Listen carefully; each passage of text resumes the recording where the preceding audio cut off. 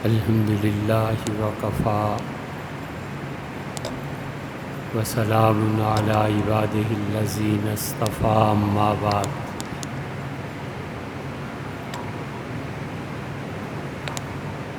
اللہ تعالی نے کائنات کا جو سلسلہ جاری فرمایا ہے،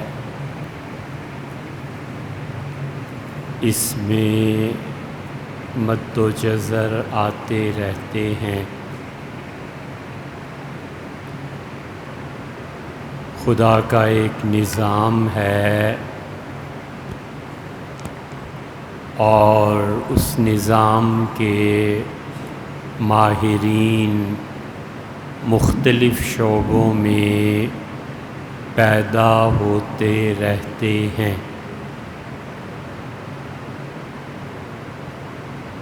ہماری تاریخ اور ہمارا ماضی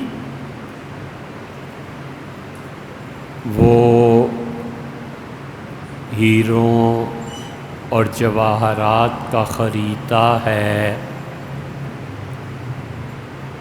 اور ایک سے ایک بڑی چیز موجود ہے کہ مسلمانوں نے دنیا کو کیا کیا دیا۔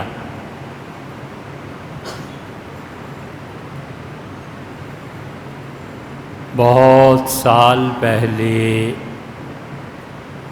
ہم نے ایک سیریز شروع کی تھی کہ مشرق نے مغرب کو کیا دیا،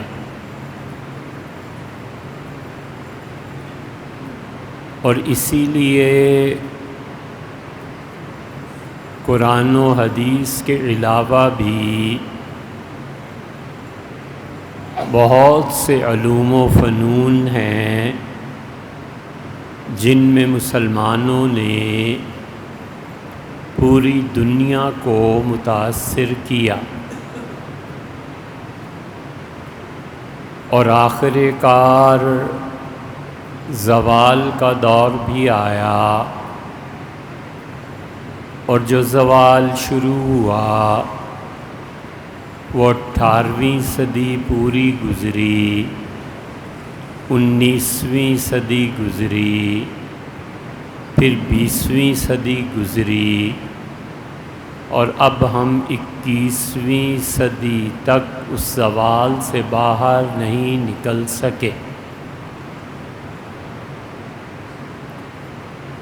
ان 400 سال کی تاریخ میں انقلابات کی بہت کوششیں کی گئیں، اور یہ ہمارے جوان بچے جو 9 مئی کو انقلاب کی مبارکباد دے رہے تھے، اور وہ بہت خوش اور مست تھے کہ آج ملک میں انقلاب آ گیا،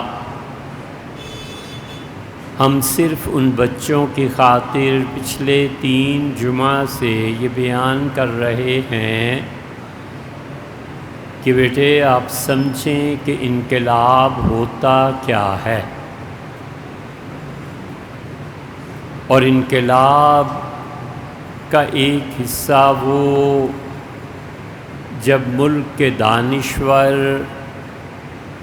ملک اور قوم کے خیرخواہ، اور جن لوگوں کو اللہ نے باطنی بصیرت عنایت فرمائی ہوتی ہے،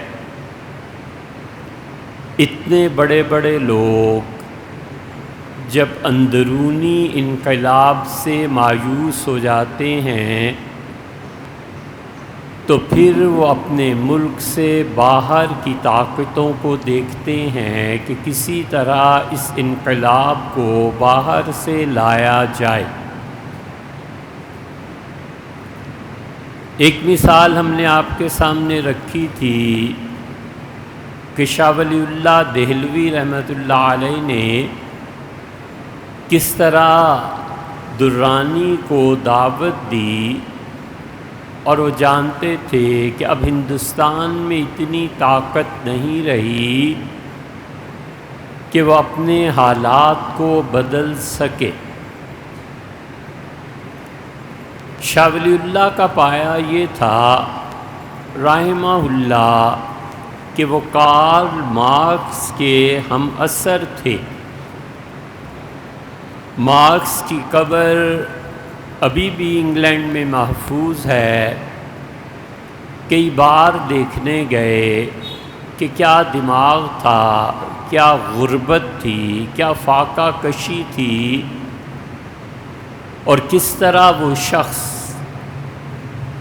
کھانا نہ ملنے سے بے ہوش ہو کے گر پڑا، لیکن اس کی کتابوں نے دنیا بھر کی قسمت پلٹ کر رکھ دی۔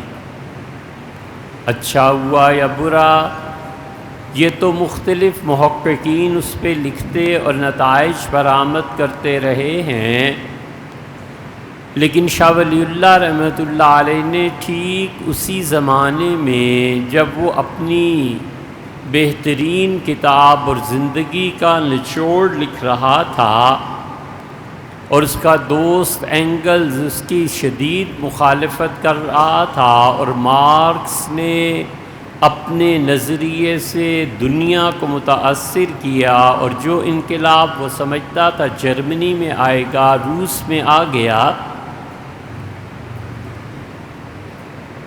اس انسان کے مقابلے میں دہلی میں شاہ ولی اللہ دہلوی رحمۃ اللہ علیہ تھے، جنہوں نے ان حالات میں ورلڈ آرڈر مرتب کیا۔ حجت اللہ البالغہ، تفہیمات الہیہ، خیر کثیر اور البدور البازغہ، یہ 4-5 کتابیں شاہ صاحب کی پڑھی جائیں تو پتہ چلتا ہے کہ وہ دنیا میں کس قسم کا نظام لانا چاہتے تھے۔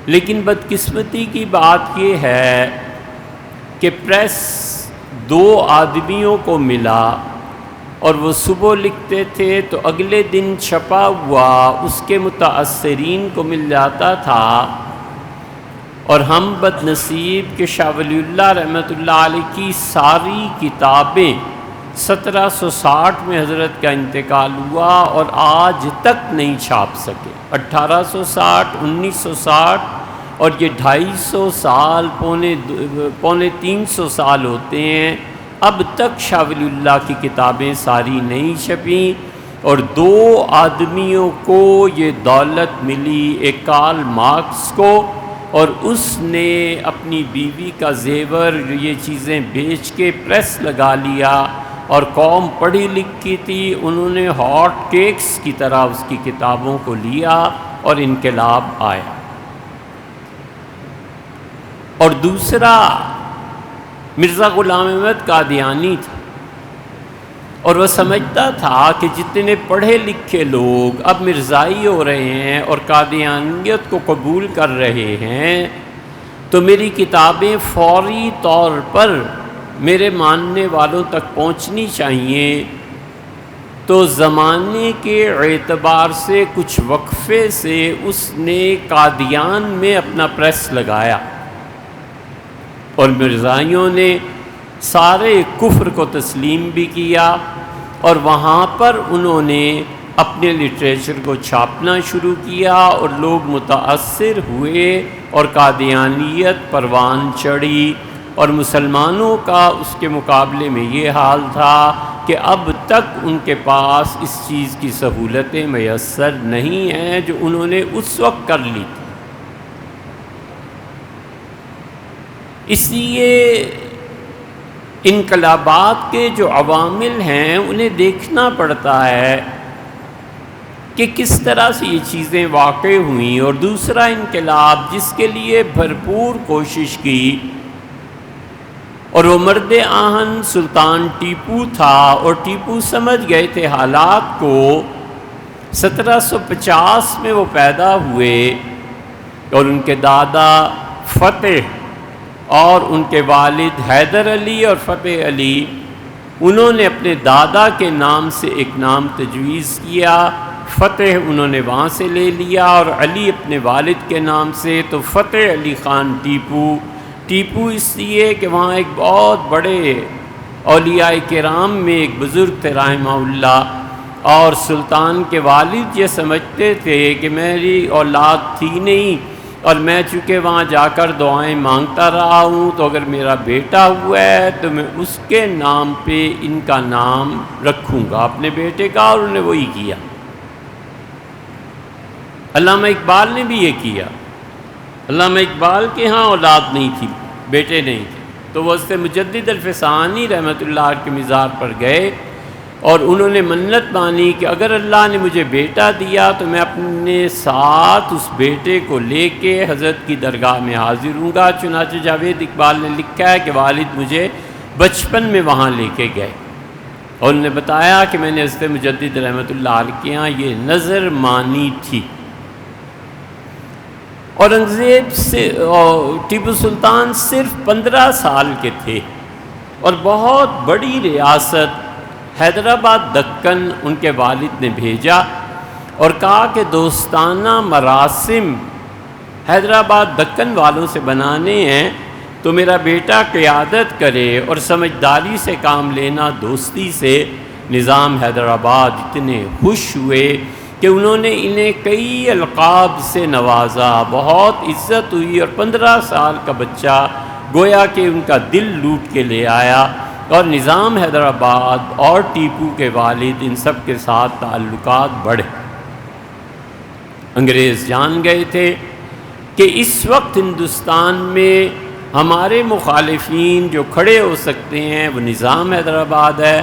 نظام حیدرآباد دکن کوئی معمولی سٹیٹ نہیں تھی، دکن والوں کا اپنا جھنڈا تھا، دکن والوں کا اپنا اسٹیشن تھا، دکن والوں کا اپنا سکہ تھا، دکن والوں کے اپنے پریس تھے، اپنی چیزیں وہ چھاپتے تھے، وہ کسی بادشاہ سے کم نہیں تھے۔ حیدرآباد دکن میں ان کا تھا اقتدار، اور دوسرا اقتدار بابا فرنویس کا تھا، اور وہ مرہٹوں کے لیڈر تھے۔ انگریز جانتے تھے کہ مرہٹے یہ ہمارے مخالف ہو سکتے ہیں، اٹھے ہوئے ہیں، اور دوسری طرف بابا فرنویس کے ساتھ نظام ہے، اور تیسرا یہ ٹیپو ہے، اور چوتھی طاقت فرانسیسیوں کی، اور پانچویں طاقت ولندیزیوں کی۔ ولندیزی بالکل ہالینڈ جسے اب آپ کہتے ہیں، ہالینڈ کا ایک صوبہ ہے نا نیدرلینڈ کا، نیدرلینڈ اس یونیورسٹی میں ہم رہے جب، تو ہم نے ان کے نوادرات کھلوائے۔ فرانس گئے تو ہمیں چاہیے تھی کہ نیپولین اور ٹیپو سلطان کی جو خط و کتابت ہوئی تھی وہ چھپ تو گئی ہے، والکر نے اپنی کتاب میں اس کے اقتباسات دیے ہیں، WALKER ویلکر، کرنل تھا غالباً۔ آپ جب جائیں بچوں گھر پہ تو اس نام کو ڈالنا، تو اس میں 132 صفحات کی خط و کتابت ملے گی، جس میں نیپولین نے ٹیپو کو خط لکھے ہیں، اور ٹیپو سلطان نے نیپولین کو، اور یہ ساری ہسٹری آپ کی محفوظ ہے۔ فرانس جب گئے اور خواہش کی کہ اس کو کھول دیں، تو انہوں نے کہا تم ہو کون؟ تو جب تھوڑا بہت تعارف ہوا تو انہوں نے کہا یہاں پہ جو چیزیں پڑھی ہیں وہاں میں اصل غرض یہ بھی تھی کہ ٹیپو کی خط و کتابت دیکھیں، اور یہ کہ حضرت رسالت پناہ صلی اللہ علیہ وسلم کا ایک گرامی نامہ وہاں محفوظ۔ بہت شوق تھا کہ حضور صلی اللہ علیہ وسلم نے کیا تحریر فرمایا، یہاں تک کہ بعض لوگوں نے لکھا ہے کہ اسے کاٹا ہے ایک جگہ حضور صلی اللہ علیہ وسلم نے، اور اپنے دست مبارک سے بھی کچھ لکھا ہے۔ بہرحال یہ تو تحقیق کرے گا کوئی تو پتہ چلے گا۔ تو انہوں نے کہا یہ لائبریری کا وہ حصہ ہے کہ کسی آدمی نے دنیا کی انٹرنیشنل یونیورسٹیز میں سے کسی یونیورسٹی میں 10 سال پڑھایا ہو، تب جا کر ہم اس کے لیے کھولتے ہیں۔ یہ ہر آدمی کو دکھانے کی چیزیں تھوڑی ہی۔ ہمیں شرمندگی کا حق حاصل تھا، ہم ہوئے، اور انہیں یہ کہنے کا حق حاصل تھا، وہ انہیں ملا۔ اس لیے کہ جو قومیں ترقی کے منازل پہ نہیں چڑھتی اور ٹرین پٹری پہ نہیں ہوتی، انہیں جتنے بھی تھپڑ پڑیں سب درست اور روا۔ اسی لیے علامہ اقبال نے کہا کہ ان الحق کی بات کرتے ہو کہ میں خدا ہوں، گر فرد گوید، اگر آدمی کہے نا کہ میں خدا ہوں، سرزنش بے، اسے سزا دو، ارتداد کی کوئی بھی سزا دو، ٹھیک ہے۔ گر قومیں بے گوید ناروا نیست، اگر کوئی قوم اٹھتی ہے اور کہتی ہے کہ اس وقت دنیا کے خدا ہم ہیں تو مانو اس بات کو، یہ کوئی بری بات نہیں ہے۔ امریکہ کہتا ہے کہ اس وقت دنیا کا خدا میں ہوں، ٹھیک کہتا ہے، اس لیے کہ جتنی تحقیق، جتنی چیزیں وہاں آ رہی ہیں نئی سے نئی دنیا میں، پورے مسلمان دنیا مل کے بھی ایک کا مقابلہ نہیں کر سکتے۔ گر فرد گوید سرزنش، گر قومیں بے گوید ناروا نیست۔ ٹیپو کو ان پانچوں طاقتوں کا مقابلہ تھا، اسی لیے ہم نے کئی جگہ کہا یہ ملک جس طرف تم ڈبونے لے جا رہے ہو اور چائنیز آ رہے ہیں، ٹھیک یہ چیز پیش آ گئی تھی جب نیدرلینڈ نے ہندوستان میں زمینیں خریدنی شروع کر دی تھیں اور ہالینڈ کے لوگوں نے یہاں آ کر یہ منصوبہ بنا لیا تھا کہ پورے ہندوستان پر وہ قبضہ کر لیں گے۔ انگریز کی نظر میں بھی تھا کہ انہیں نہیں آنے دینا، اور ٹیپو کی نظر میں بھی تھا کہ یہ غیر ملکی قوتیں ہیں، ہمیں انہیں روکنا چاہیے، اور ہندوستان کہیں ولندیزیوں کے اس ہالینڈ کے لوگوں کے ہاتھ نہ آ جائے۔ تو ٹیپو کے کرنے سے پہلے انگریزوں نے مار بھگایا۔ نتیجہ یہ کہ ٹیپو کے مقابلے میں یہ لوگ رہ گئے، انگریز رہ گئے، نظام حیدرآباد رہ گئے، اور بابا فرنویس جو مرہٹے تھے وہ رہ گئے۔ اسی لیے انگریز جانتے تھے کہ سلطنت اگر بر صغیر میں ٹیپو سلطان کے بعد ان لوگوں کو مل گئی جو اس کی اولاد میں سے ہیں تو یہ کانٹا کھٹکتا رہے گا۔ ٹیپو کی شہادت کے بعد انہوں نے میسور ہندوؤں کے حوالے کر دیا کہ تم رکھو اس سلطنت کو، نہ تم سے کوئی بغاوت کا خطرہ ہے اور نہ تم سے کوئی اور ایسی بات ہے، تینوں مل کے بانٹ لیں گے، اور تینوں نے ایسے کیا۔ ٹیپو کے ساتھ انگریزوں کی لڑائیاں ہوئیں اور انگریز سمجھ گئے کہ اب کانٹا ایک ہی ہے اور اسے نکالے بغیر ایسٹ انڈیا کمپنی کچھ نہیں کر سکتی۔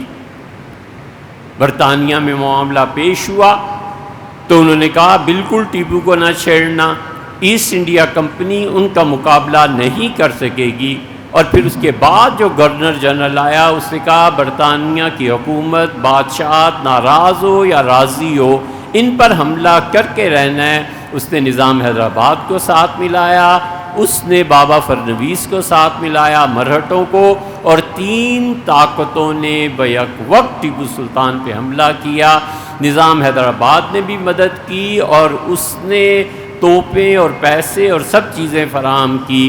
انگریز بھی اپنا اسلحہ لے آئے اور بابا فرنویس نے افراد مہیا کیے۔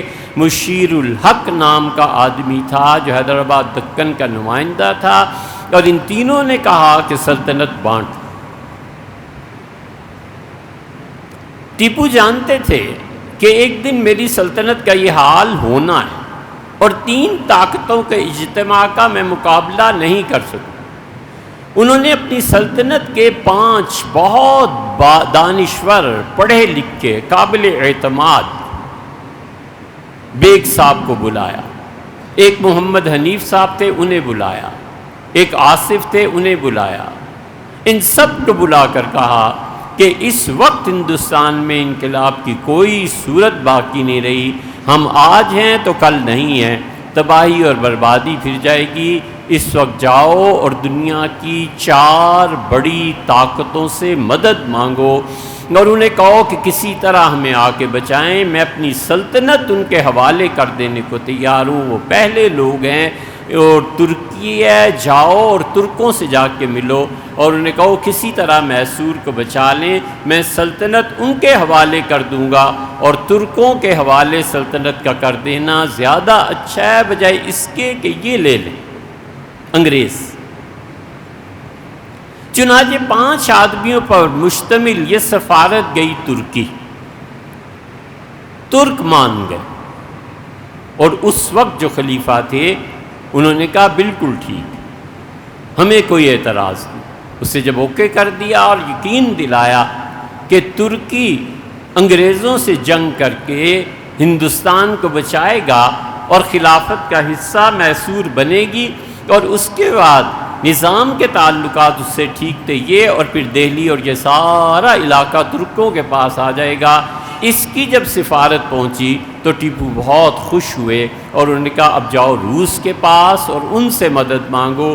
ترکی اور روس کی آپس میں جنگ شروع ہو گئی تھی، سفارت وہاں جا نہیں سکی، پھر وہ مصر گئے، وہاں جا کر حالات بیان کیے، وہاں کوئی چیز انہیں ملی نہیں۔ انہوں نے کہا برطانیہ جاؤ اور جا کر براہ راست شاہی خاندان سے مذاکرات کرو کہ دیکھو اس خون خرابے کو چھوڑ دو، ہمیں اپنی جگہ پہ کام کرنے دو اور تم اپنی جگہ پہ کام کرو۔ اور پھر فرانس کی باری تھی، فرانسیسی متذبذب تھے کہ انگریزوں اور فرانسیسیوں کی جنگ ہو رہی تھی کہ کس کا پلڑا بھاری ہوتا ہے، حتیٰ کہ انگریزوں نے ہندوستان میں کہا کہ ٹیپو کی سلطنت اگر فرانسیسیوں کے ہاتھ چلی گئی تو ہندوستان ان کا غلام ہو جائے گا، اور اگر یہ ہمارے ہاتھ ہو گئی تو ہم ان پہ حکمران کریں گے، یہاں تک کہ فرینچ ریولیوشن واقع ہوگی۔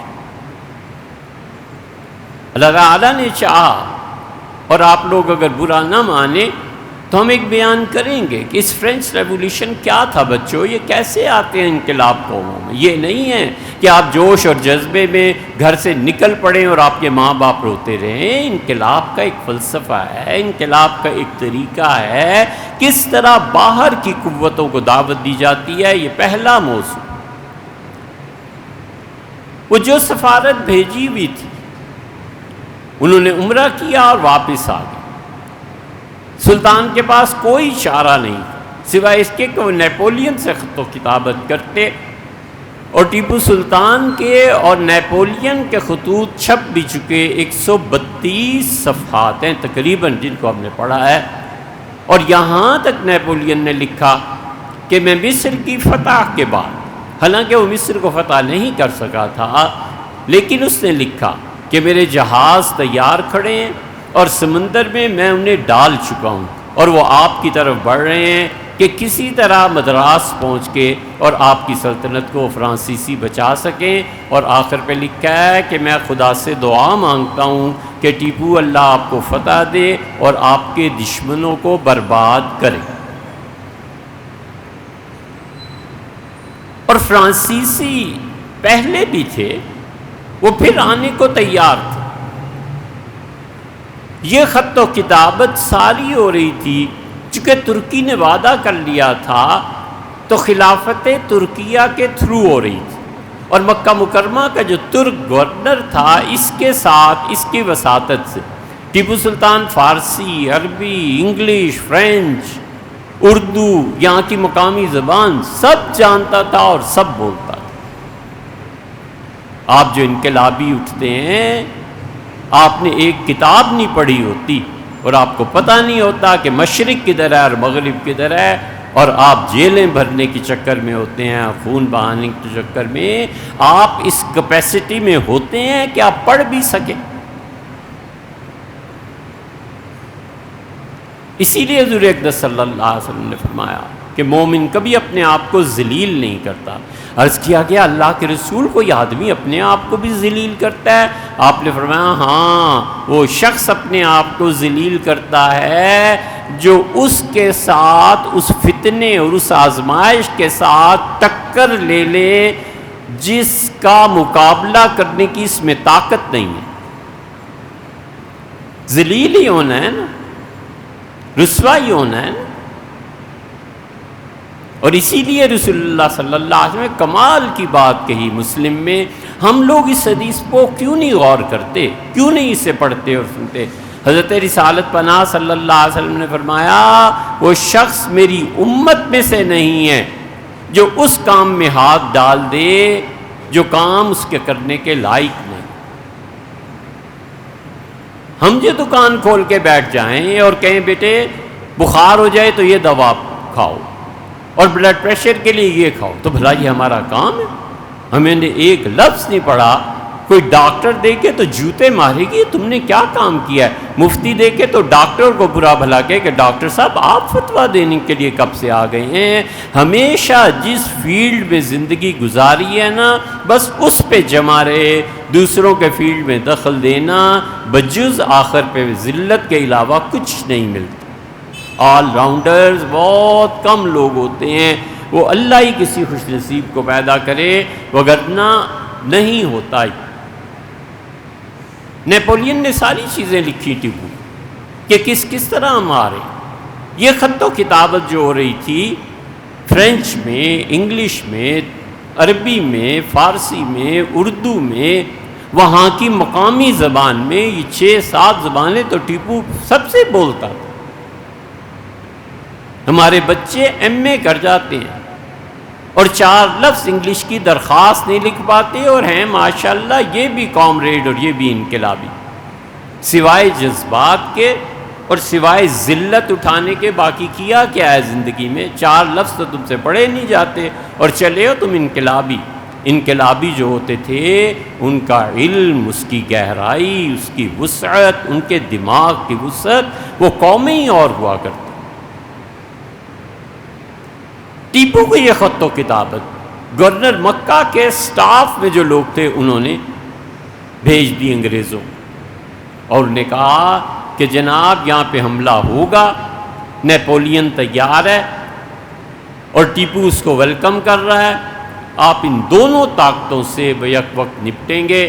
چنانچہ ٹیپو کے ساتھ جنگ ہوئی، اور اس جنگ میں نظام حیدرآباد اور انگریز اور ہندو تینوں شامل تھے.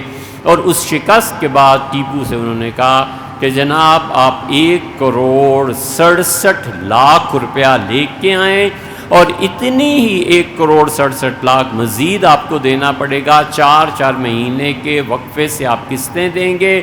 2 بیٹے آپ کے یرغمال بنائے جائیں گے. آپ 2 بیٹوں کو دیں کہ آپ کبھی بھی ہندوستان کے معاملات میں آئندہ کچھ نہیں کرنے کے قابل. اور یہ شرطیں سلطان نے منظور کر لی ٹیپو، اور انہوں نے سب سے بڑی سلطنت، ان کا سب سے بڑی بات یہ ہے کہ اپنے ملک کو آدھا ہمیں دے دو، آدھا تم رہو. ٹیپو کے پاس کوئی چارہ نہیں، سلطنت 2 ٹکڑوں میں بٹ گئی اور انگریزوں نے لے لی. لکھنے والوں نے لکھا ہے کہ ٹیپو اتنا باحیا آدمی تھا کہ سب سے اچھی چیز اس کی زندگی کی گھڑ سواری تھی. نئے سے نئے گھوڑے کہاں کہاں سے منگواتا تھا، سواری کرتا تھا، فوج کو ٹریننگ دیتا تھا. اتنا جوش اور جذبہ. اس نے دیکھا مملکت میں پالکیوں پہ لوگ، تو اس نے لکھا کہ میرے ملک میں سوائے عورتوں اور معذور لوگوں کے کوئی پالکی استعمال نہیں کرے گا. 4 آدمی اٹھا کے ایک جگہ سے دوسری جگہ، اس نے کہا کوئی وزیر، کوئی سفیر کچھ نہیں کرے گا، یا پیدل چلیں گے یا گھوڑوں پر سوار ہو کے چلیں گے، اس کے علاوہ طریقہ نہیں ہے. اور اس نے کہا مجھے یہ پالکیوں سے نفرت ہے، مرد ہو، صحت مند ہو اور گھوڑا نہ دوڑا سکے. لکھ کے دیا ہے آدھی سلطنت. پتا تھا کہ اس موقع پر اگر سلطنت نہیں بٹوارا ہوگا رہی سے ہی کسر بھی مٹ جائے. اور انگریزوں کو پیسے ادا کیے اور ان تینوں نے آپس میں بانٹ لیے. نظام مسلمان ہونے کے باوجود انہوں نے پیٹھ میں چھرا گھونپ دیا، اور ادھر انہوں نے کہا تم سے تو نبٹ لیا، اب نیپولین کے جہازوں کو دیکھتے ہیں. کھلے سمندروں میں جنگ ہوئی اور بالآخر نیپولین کے جہاز توڑ دیے گئے، آگ لگا دی گئی، اور برٹش نیوی فرینچ نیوی پہ غالب آ گئی، اور وہ جہاز وہیں ختم ہو گئے. اور جس امید کا سہارا تھا ٹیپو سے، وہ بھی انگلش گورنمنٹ تلی ہوئی تھی کہ کسی طرح ٹیپو کو ختم کرنا ہے اور اس انقلاب کو نہیں آنے دینا. ترکی والے روس کے ساتھ لڑنے لگ، مصر کی اپنی حالت خراب تھی، کوئی نہیں رہ گیا. اور ٹیپو نے نظام سے کہا کہ آپ مسلمان ہیں، ہم مسلمان ہیں، میرے اسلام کو دیکھیں. میں نے سن ہجری کے بعد سن نبوی جاری کیا. سیدنا عمر رضی اللہ عنہ نے ہجرت کی پہلی تاریخ محرم سے قرار دی تھی، اور میں نے حضور اقدس صلی اللہ علیہ وسلم کی نبوت سے پہلی تاریخ قرار دی ہے۔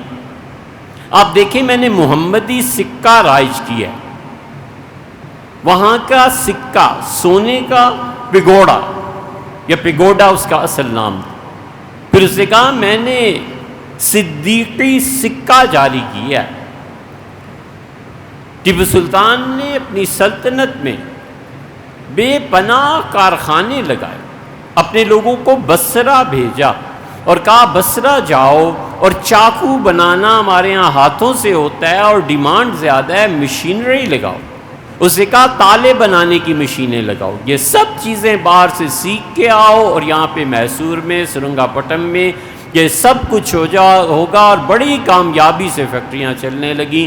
لوگوں نے کہا آپ نے سلطنت بانٹ کے دے دی، تو انہوں نے کہا تم میرے لوگوں سے پوچھو، جس دن سے سلطنت کا بٹوارا ہوا ہے میں اس کے بعد پلنگ پہ نہیں لیٹا، زمین پہ چادر بچھا کے رات کو سو جاتا ہوں۔ میں اتنا مسلمانوں کے لیے فکر مند ہوں کہ ہمارا بنے گا کیا۔ ہم لوگوں نے بھی کبھی اپنی شکست پہ اپنے آپ پہ غور کیا ہے کہ ہم کیا کرتوت کر رہے ہیں؟ ٹیپو نے سونا چھوڑ دیا بستر پہ، یہ بظاہر ایک چھوٹی سی بات لگتی ہے آپ کو، لیکن سمبولک بات ہے کہ اگر ہمیں عروج نہیں ملے گا تو میں اس کا ماتم کروں گا، اور ماتم کا طریقہ یہ ہے کہ میں اپنی ذاتی زندگی سے نکل جاؤں گا، آسائشوں کو آرام کو تج دے دوں گا۔ اور پھر آخری مارکہ تیسری میسور کی جنگ، اور تیسری میسور کی جنگ ان کے جتنے مورخین ہیں وہ لکھتے ہیں کہ دوپہر کو کھانے کو بیٹھا اور اچانک شور اٹھا، تو انہوں نے پوچھا یہ کیا ہو گیا ہے؟ تو معلوم ہوا کہ میر صادق نے قلعے کی پچھلی دیوار توڑ دی ہے اور انگریزوں کو دعوت دی ہے کہ تم پیچھے سے آ جاؤ۔ یہ قلعے کے اگلے حصے میں دفاع کی جنگ لڑ رہے تھے، پیچھے سے بھی انگریز آ گئے اور آگے تو انگریزوں سے جنگ جاری تھی۔ انہوں نے نگاہ اٹھا کر دیکھا تو نظام کے مسلمان سپاہی بھی شامل تھے، گورے بھی شامل تھے، ہندوؤں کو کیا چاہیے وہ تو شامل تھے، اور سلطان نے نوالہ نیچے رکھ دیا اور انہوں نے کہا زندگی کا پہلا اور آخری نوالہ آج کے دن کا بس کھا چکا، اب حرام ہے مجھ پہ جب تک یا مجھے فتح نہ ہو جائے یا انہیں فتح نہ ہو جائے۔ آج اس میدان میں مسلمانوں کا عروج بھی ہے اور زوال بھی ہے، میں مر گیا تو میرے بعد تمہارا کوئی وارث نہیں ہوگا، اور اگر مجھے فتح ہو گئی تو پھر تم دیکھو میں فرانسیسیوں کو غالب کروں گا، انگریز مغلوب ہوں۔ اس موقع پہ پہنچ کے سلطان کی ساری عظمت کے باوجود خیال آتا ہے ہم ان کے غلام نہ بنتے تو فرانسیسیوں کے غلام بن جاتے، ہم میں خود اتنی طاقت کہاں تھی۔ یہ وہ تھا انقلاب، مختصر سا، تاکہ آپ سمجھیں انقلاب باہر کی طاقتوں سے کیسے خط و کتابت ہوتی ہے، کیسے لوگ بیچ میں پڑتے ہیں، کیسے قومیں قوموں پر غالب ہوتی ہیں۔ ٹیپو اٹھے اور انہوں نے دیکھا تو میر صادق نے سارے دروازے ہی بند کرا دیے، اب کوئی چارہ نہیں تھا بھاگنے کا بھی، کہیں سے نکل جانے کا، کہیں سے فوج بلانے کا۔ انہوں نے میر صادق سے پوچھا کہ یہ کیا کیا ہے؟ اس نے کہا میں بھی جاتا ہوں اور فوج لے کے آتا ہوں۔ ٹیپو کے جو نوکر تھے وہ سمجھ گئے کہ یہ غداری ہمارے ساتھ اس نے کیا اور دیوار توڑ دی ہے، اور انہوں نے پکڑا اور میر صادق کو وہیں پہ مار دیا، اور اس کو اتنا تاریخ نے یاد رکھا۔ اور پھر ٹیپو سلطان ختم ہو گئے اور میسور کی سلطنت ڈوب گئی، نہ انقلاب آیا نہ کچھ اور ہوا، اور مسلمانوں کے لیے کم سے کم یہ 1750 میں پیدا ہونے والا جوان 1799 میں شہید ہو گیا، اور کم سے کم اس وقت سے لے کے اب تک پوری صدیاں گن لو، 400 سال اس کے بعد ہم اس غلامی میں پس رہے ہیں، اور ہمارا کوئی عروج اور ہمارا نام لیوا کوئی نہیں۔ علامہ اقبال نے ایک نظم لکھی ہے، علامہ نے لکھا ہے کہ میرے پیر و مرشد مولانا روم مثنوی والے رحمہ اللہ، آپ نے کبھی مثنوی دیکھی بھی ہے؟ آپ کو تو خواب بھی نہیں آتے، ہم اتنے پست ہو گئے ہیں ذہنی طور پہ، ہم جنت اور جہنم کو بھی خواب میں کبھی نہیں دیکھتے، ہمارے خواب میں بھی نہیں ہے کہ عروج کیسے ہوتا ہے قوموں، ہمارے خواب میں بھی نہیں ہے کہ معیشت کیسے بنتی ہے۔ ہم آخر پہ آئیں گے اس پہ، علامہ اقبال نے کہا مثنوی کے متعلق، صاحب مثنوی رحمہ اللہ، انہوں نے کہا میں نے مولانا روم سے درخواست کی کہ مجھے کائنات کی سیر کرائیں، تو انہوں نے کائنات کی سیر کرائی، زحل پہ لے گئے، مارس مریخ پہ لے گئے، سورج پہ لے گئے، چاند پہ لے گئے۔ تو پھر مجھے کہا کہ میرے بچے اقبال چل، عالم بالا پہ چلتے ہیں۔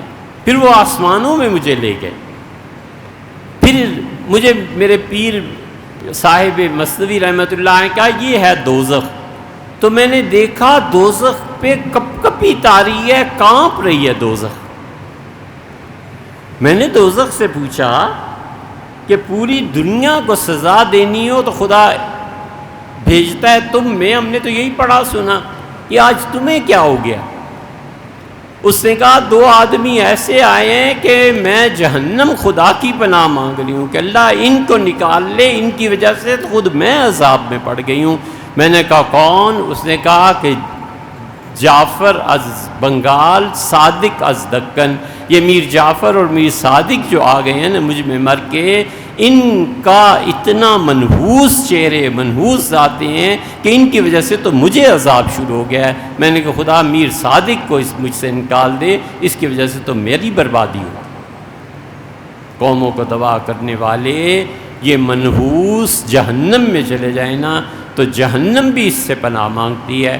امید ہے انشاءاللہ ہم آئندہ جمعے فرینچ ریولوشن پہ آپ سے بات